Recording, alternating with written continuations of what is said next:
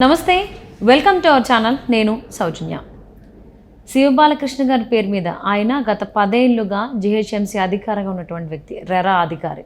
So ఆయన పేరు మీద 70 ఎకరాలు స్థలాలు ఉన్నట్టుగా తెలుస్తోంది. అంతేకాకుండా మాజీ సీఎస్ సోమేష్ కుమార్ గారి వైఫ్ పేరు మీద హైదరాబాద్ శివారులో 25 ఎకరాలు స్థలాలు ఉన్నట్లుగా మనకి ఈ మధ్యకాలంలో వార్తలు వినిపిస్తున్నాయి. అంటే గత 10 ఏళ్లలో ఎవరికి ఎంత అందితే అంత స్థలాలని వాళ్ళ పేర్ల మీద దోచుకున్నారా? అసలు తెలంగాణలో గత 10 ఏళ్ళ నుంచి అసలు ఏం జరిగింది? ఈ అంశానికి సంబంధించి మనతో మాట్లాడడానికి, వారి విశ్లేషణను మనతో పంచుకోవడానికి ఈరోజు మనతో పాటు ఉన్నారు సీనియర్ జర్నలిస్ట్ జీవీఎస్ గారు ఉన్నారు. వారితో మాట్లాడదాం. నమస్తే అండి. నమస్తే. మాజీ సీఎస్ సోమేష్ కుమార్ గారి వైఫ్ పేరు మీద ఏమో 25 ఎకరాలు, రెరా అధికారి జిహెచ్ఎంసీ అధికారి అయినటువంటి శివబాలకృష్ణ గారి పేరు మీద ఏమో 70 ఎకరాలు ఉన్నట్లుగా ప్రజెంట్ వీళ్ళిద్దరి పేర్లే బయటకు వస్తున్నాయి. తెలియకుండా ఇంకెంతమంది పేర్లు ఉండొచ్చు అంటారు? అంటే అందిన కాడికి ఎవరికి వాళ్ళు స్థలాలని వాళ్ళ పేర్ల మీద, వాళ్ళ రిలేటివ్స్ బంధువుల పేర్ల మీద రాసేసుకున్నారా? తెలంగాణ ప్రజల్ని, మిగిలిన వాళ్ళని అందరినీ కాదు అని అనుకోవచ్చు అంటారా? గత 10 సంవత్సరాలుగా చూసుకుంటే ఈయన గాచి నక్కల పాలు చేసినట్లే. ప్రత్యేక రాష్ట్రం అమరుల త్యాగాలతో ఏర్పడినటువంటి తెలంగాణ మనం చూసాం. ఎంతమంది బలిదానాలు చేస్తేనో ఈ రాష్ట్రం ఏర్పడింది. తెలంగాణ అనేది 4 కోట్ల ప్రజల కొరకే కాదు, కొన్ని వేల మంది బలిదానాలు చేశారు. మనం సజీవ దహనాలు అయ్యారు. దాని నుంచి పుట్టినటువంటి తెలంగాణ ఏ విధంగా అవినీతి పరుల పాలైంది, అక్రమార్కులు ఏ విధంగా దీన్ని దోచేస్తున్నారు. బంగారు తెలంగాణ కాస్త ఎవరికి ఇది బంగారు తెలంగాణ?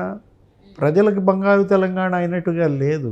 ఎస్సీ, బీసీ, ఎస్టీ, ముస్లింలకు బంగారు తెలంగాణ కాలేదు. ఇది కాస్త అక్రమార్కులకు, అవినీతి పరులకు బంగారు తెలంగాణ అయిందనమాట. ఈయన గాచి నక్కల పాలు చేశారంటే అదే. ఏంటంటే ఒక ఐఏఎస్, సీనియర్ ఐఏఎస్ ఆఫీసర్, ఆయన ధరణి పోర్టల్ చేసింది కూడా ఆయననంటాం. ఏది? సోమేష్ కుమార్ గారు. ఆయన ఆంధ్రప్రదేశ్ క్యాడర్. ఆంధ్రప్రదేశ్కి వెళ్లకుండా ఇక్కడే ఉంటాడు. చివరికి హైకోర్టే ఆదేశించిందేమని, మీరు ఆంధ్రప్రదేశ్కి వెళ్ళాల్సిందే అని. వెళ్ళి అక్కడ రిపోర్ట్ చేసి రిజైన్ చేసేసి మళ్ళా ఇక్కడ చీఫ్ అడ్వైజర్గా చేరాడు. చీమలు పెట్టిన పుట్టలో పాములు చేరినట్టుగా ఏంటి తెలంగాణ అనేది ఏ విధంగా ఈ నాగుపాముల పాలబడిందో మనకు అర్థమవుతుంది. ఎలా? ఇప్పుడు మీకున్న జీతం ఎంత, మీకున్నటువంటి ఆర్థిక వనరులు ఏంటి, మీరు ఇన్ని వందల వేల కోట్లు ఎలా సంపాదించారు? ఇప్పుడు అదేమంటే సోమేష్ కుమార్ గారు ఏమంటున్నారు, మా భార్య కూడా ఎంప్లాయీ, మేమిద్దరం కష్టపడి సంపాదించుకున్నాం, ఇక్కడ ఏదో జిహెచ్ఎంసీ ఇక్కడ సిటీలో స్థలం మీద అమ్ముకుని అక్కడ కొన్నాం. ఎక్కడ కొన్నారు? ఫార్మా సిటీకి కరెక్ట్గా కిలోమీటర్ దూరంలోనా? అక్కడ ఫార్మా సిటీ వస్తుందని మీరు కొన్నారా?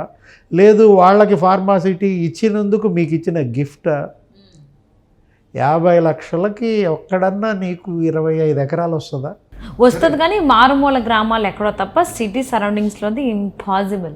మరి ఫార్మా సిటీ పక్కనే 50 లక్షలకి 25 ఎకరాలు అంటే ఎకరం 2 లక్షలు అనమాట. మాకు కూడా చెప్తే మేము కూడా కొనుక్కుంటాం. లెక్కన అప్పు చెప్పు చేసాను. ఎంత దురదృష్టం అంటే తప్పు. ఏది? ఇది పాపపు సొమ్ము. మీరు కష్టార్జితం సంపాదించుకోండి, ₹1 మీరు ప్రజలకు మేలు చేయండి, వాళ్ళు ఇచ్చినటువంటి ప్రతిఫలం పొందండి.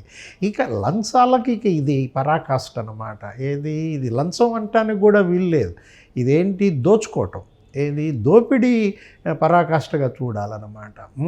అసలు ఆ ఫార్మాసిటీ పక్కనే 125 ఎకరాలు ఎవరో వాళ్ళ చెందిన కంపెనీకి ఇచ్చారంట. ఆ 125 ఎకరాలు ఎవరిదో మరి విచారణలో కానీ బయటపడదు. కొత్త ముఖ్యమంత్రి రేవంత్ రెడ్డి వీటన్నిటినీ కూడా తవ్వి బయటకు తీయాల్సిన అవసరం ఉంది. ఏ విధంగా తెలంగాణ సంపద ఈ అవినీతి పరుల పాలైంది, అక్రమార్కుల పాలైంది, ఇదంతా కూడా తవ్వి బయటకు తీస్తే తప్ప బలిదానాలు చేసుకున్నటువంటి అమరవీరుల త్యాగాలకు అప్పుడు కానీ నీకు ఇది రాదు. ఏది? వాళ్ళేమో బలిదానాలా, వీళ్ళేమో అవినీతి సంపద వీళ్ళకి. ఆయన ఎవరు? శివ బాలాజీయా? ఆయన ఎవరు? శివబాలకృష్ణ. ఆఫీసర్. 40 లక్షల క్యాష్ దొరికిందంట. వాచీలు, డైమండ్ వాచీలు 60 అంట, 40 ట్యాబ్లు అంట. ఏం చేసుకుంటారు ఇవన్నీ కూడా? అంటే ఏంటి అసలు? నీ దగ్గరికి ఎవరన్నా ఒక పని కోసం వస్తే ఇక వాడిని నిలువు దోపిడీయా? మనం ఏడుకొండలాడి దగ్గరికి వెళ్ళి నువ్వేదైనా మొక్కుకున్నావు అనుకో, నిలువు దోపిడీ ఇస్తాను మొక్కుకుంటావు. ఏది మనం పిల్లలు బాగా చదువుకోవాలనో, నా కొడుకు ఉద్యోగం రావాలనో, నేను ఏదైనా కోరిన కోరిక శ్రీవారు నెరవేరిస్తే నిలువు దోపిడీ ఇస్తానని అక్కడికి వెళ్ళి ఒంటి మీద బంగారం ఏది ఉంటే అది ఇచ్చేసి వస్తాం. ఇప్పుడు ఇక్కడ పనులు కావాలంటే ఈ అవినీతి అధికారులందరికీ ప్రజలు నిలువు దోపిడీ సమర్పించుకోవాలా? ఎక్కడి నుంచి వచ్చాయి? 70 ఎకరాలు శివబాలకృష్ణ ఎక్కడి నుంచి సంపాదించాడు? ఇవాళ ఏదో కస్టడీకి ఇచ్చారంట అతన్ని. కోర్టు ఆదేశించింది అతని కస్టడీలోకి తీసుకొని విచారణ చేయమని. ఇప్పుడు సోమేష్ కుమార్ పైన కూడా విచారణ ఏదో ప్రారంభిస్తున్నారు. అంటే ధరణి పోర్టల్లో జరిగినటువంటి అవినీతి అక్రమాలు మనం చూసాం. అదేదో ఒక పెద్ద భూ సంస్కరణ అన్నారు.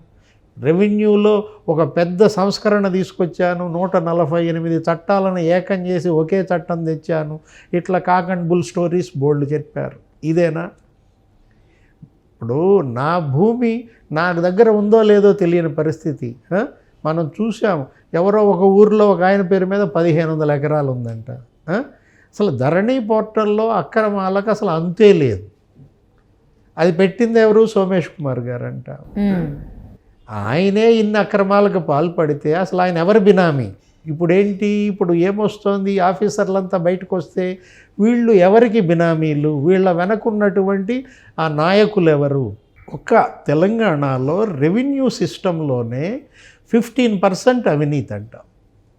పట్టుబడిన 2000 మంది రెవెన్యూ అధికారులు తీవ్రమైనటువంటి అవినీతికి పాల్పడ్డారు.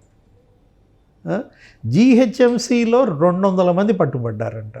సో జీహెచ్ఎంసీలో పట్టుబడ్డారు అంటే అది కేటీఆర్ గారికి తెలియకుండానే జీహెచ్ఎంసీలో అన్ని అవకతవకలు అంత అవినీతి జరిగిందంటారా? అంతే కదా. ఇప్పుడు సోమేష్ కుమార్ చేసిన అవినీతి వీటన్నిటికీ అక్రమాలకి బాధ్యత వహించాల్సింది అక్కడ ఉన్నటువంటి సంబంధిత మంత్రి. ఎవరు? రెవెన్యూ మంత్రి. అట్లాగే జీహెచ్ఎంసీలో జరుగుతున్నటువంటి అక్రమాలు అవినీతి వీటన్నిటికీ కూడా బాధ్యత వహించాల్సింది అక్కడున్న అర్బన్ డెవలప్మెంట్ మినిస్టర్, ఏది పట్టణాభివృద్ధి శాఖ మంత్రి కేటీఆర్. ఈ అవినీతి మొత్తానికి అసలు బాధ్యత వహించాల్సింది మాజీ ముఖ్యమంత్రి వైపే అందరి వేళ్ళు చూపబడతాయి. ఎందుకని? ఇప్పుడు మాజీ ముఖ్యమంత్రి కూతురే స్కామ్లో దొరికింది. ఏది? ఢిల్లీ లిక్కర్ స్కామో ఏదో అంటున్నారు. మనం దానిపైన చరణంగా పుంకాలుగా వస్తున్నాయి. ఆమెను మొన్న కూడా ఈడీ విచారణకు పిలిచింది. సుప్రీంకోర్టు ఏదో ఆదేశాలు ఉన్నాయి కాబట్టి నేను రావాల్సిన అవసరం లేదని ప్రస్తుతానికి ఏదో అవాయిడ్ చేసినట్టున్నారు. ఏ నిమిషానైనా కవితను అరెస్ట్ చేస్తామని బీజేపీ నాయకులు కూడా అనేకసార్లు ప్రకటించారు. మనం చూసాం. అంటే కరప్షన్ అనేది కేసీఆర్ పరిపాలనలో ఎంతగా నీకు వేళ్ళునుకు పోయింది, ఏ విధంగా తెలంగాణ సమాజం దోపిడీకి గురైందనేది మనకి ఇవన్నీ కూడా జస్ట్ కొద్ది ఉదాహరణలు మాత్రమే అన్నమాట. తవ్వి తీస్తే అస్థి పంజరాలు బయటపడుతున్నాయి అవినీతి కుప్పలు. వీటన్నిటికీ కూడా ఒక ముగింపు రావాలా? కాంగ్రెస్ ప్రభుత్వం, కొత్త ముఖ్యమంత్రి రేవంత్ రెడ్డి చిత్తశుద్ధి నిరూపించుకోవాలంటే వీటన్నిటిపైన సమగ్ర దర్యాప్తు జరపాలి. ఏది? ధరణి పోర్టల్ మీద అక్రమాలపై దర్యాప్తు జరిపిస్తామన్నారు. కోమటిరెడ్డి వెంకటరెడ్డి కూడా దాని మీద మాట్లాడారు. ఆల్రెడీ కాళేశ్వరం అవినీతి దానిపైన సిట్టింగ్ జడ్జి విచారణకు ఆదేశించారు. సో అసలు మరి ఇప్పుడు ఇంతవరకు చూసినటువంటి దానికి సంబంధించి ఎవరు బాధ్యత వహిస్తారనుకోవచ్చు అంటారు? ఎవరైనా ముందుకు వస్తారా పాత గవర్నమెంట్ దగ్గర నుంచి, అంటే బీఆర్ఎస్ పార్టీ నుంచి? అంటే అసలు వ్యక్తులు బయటపడాలంటే దానికి చాలా సమయం పడుతుంది. దానికి లోతైన విచారణ జరగాలి. వీళ్ళందరినీ కూడా ఖైదు చేయాలి. వీళ్ళందరినీ కూడా నువ్వు దర్యాప్తు సమగ్రంగా జరగాలన్నమాట. ఏదో తూతూ మంత్రంగా మొక్కుబడి దర్యాప్తులు చేస్తే కుదరదు. ఆరోపణలు చేసి గుడ్డగాల్చి మొఖానేస్తానంటే కుదరదు. కేసీఆర్ మీద అవినీతి ఆరోపణలు తీవ్రంగా చేశారు రేవంత్ రెడ్డి మొన్న ఎన్నికల ప్రచారంలో. మిషన్ కాకతీయాలో పలానా 1000 కోట్ల అవినీతి అన్నారు. మిషన్ భగీరథలో 1000 కోట్ల అవినీతి అన్నారు. యాదాద్రి పవర్ ప్లాంటు, ఈ పవర్ ప్లాంట్లన్నిటిలో కూడా 30,000 కోట్ల అవినీతి జరిగిందన్నారు. వీటన్నిటినీ కూడా బయటికి తీసుకురావాల్సిన బాధ్యత ఉంది. ఇప్పటికీ ఆల్రెడీ ప్రభుత్వం ఏర్పడి 2-3 నెలలు అయింది. 1 సంవత్సరం అయ్యే లోపైనా సరే కూడా అవినీతి పైన ఉక్కుపాదం రేవంత్ రెడ్డి ప్రభుత్వం మోపుతోంది అనేది ప్రజల్లోకి వెళ్ళాలా? ఎందుకు గెలిపించారు కాంగ్రెస్ పార్టీని? రేవంత్ రెడ్డిని ప్రత్యామ్నాయ నాయకుడిగా ఎందుకు ఎంచుకున్నారు? విసిగిపోయారు కాబట్టి, వేసారారు కాబట్టి. కేసీఆర్ పరిపాలనలో దోపిడీ, నిలువు దోపిడీ ఏ స్థాయిలో జరిగిందో ప్రజల కళ్ళ ముందు ఉంది కాబట్టి ఇవాళ వాళ్ళంతా కూడా ప్రత్యామ్నాయం వైపు చూశారు. ప్రతి గ్రామంలోనూ ధరణి బాధితులు ఉన్నారు. ప్రతి గ్రామంలోనూ భూమి, అది పట్టాదారు పాసు పుస్తకాలన్నీ కూడా గందరగోళం అయిపోయిన పరిస్థితుల్లో ధరణి పోర్టల్ అక్రమాలపైన విచారణ జరపాలా, అవినీతికి పాల్పడినటువంటి ఆఫీసర్లందరినీ కూడా జైళ్ళకి పంపాలా. సో ఒకరి తర్వాత ఒకరి పేర్లు బయటకు వస్తూనే ఉన్నాయి. ధరణి పోర్టల్ నుంచి కావచ్చు, ఏదైనా మాజీ సిఎస్ సోమేష్ కుమార్ గారు, అలాగే జిహెచ్ఎంసీ అధికారి అయినటువంటి శివ బాలకృష్ణ గారికి సంబంధించి కూడా వీళ్ళిద్దరి పేర్లు ప్రజెంట్ వినిపిస్తున్నాయి. కస్టడీలోకి తీసుకుంటామని చెప్తున్నారు. మరి ఇంకా రాబోయేటువంటి రోజుల్లో ఇంకా వేరే వేరే శాఖలకు సంబంధించి ఇంకెంత అవినీతి లేదా ఇంకెంత దోచుకున్నారు గత 10 సంవత్సరాలు అనేది చూద్దామండి. సో దాని మీద సీరియస్గానే యాక్షన్ తీసుకుంటారు అని అనుకుంటున్నాము అందరం కూడా. సేమ్ రేవంత్ రెడ్డి, సో ఆయన ఎలా రియాక్ట్ అవుతారు, అసలు ఎక్కడి దాకా వెళ్ళబోతోంది, ఇంకా ఎన్ని వేల కోట్లు దోచుకున్నారు అనేది ఆ విషయాలన్నీ చూద్దాం. And thank you so much for spending your valuable time with us, DVS గారు. నమస్తే.